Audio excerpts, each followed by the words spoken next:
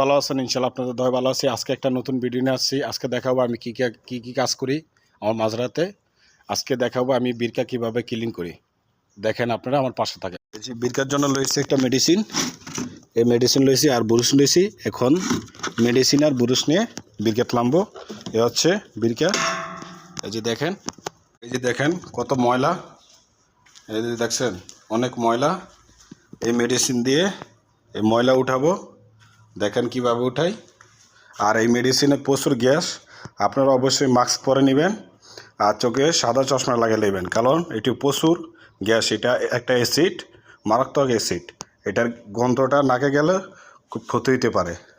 আমি নিচ্ছি না, কারণ আমার এটি দিতেই তো অভ্যাস হয়ে গেছে। এখন আমার কাছে এটা কিছু না, তার কারণে আমি মাস্ক আর চশমা কোনো কিছু ব্যবহার করি না, কারণ আমার এটা দিতে অভ্যাস হয়ে গেছে।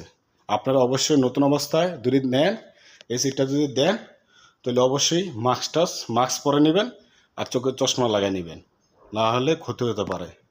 এই যে এখন ঢালবো, দেখেন কীরকম করে,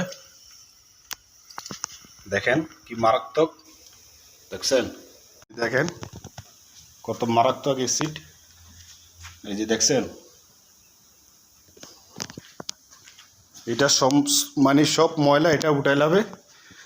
দেখেন এটা পরবর্তী ক্লিন করার পরে কীরকম দেখা যায়।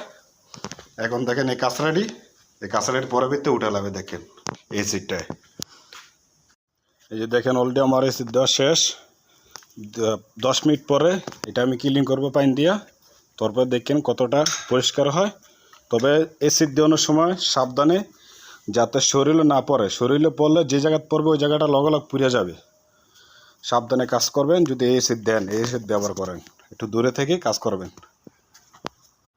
এই যে দেখেন কিছুটা আগের থেকে অনেক পরিষ্কার হয়েছে। দেখেন এখন বেশি একটা ময়লা নাই।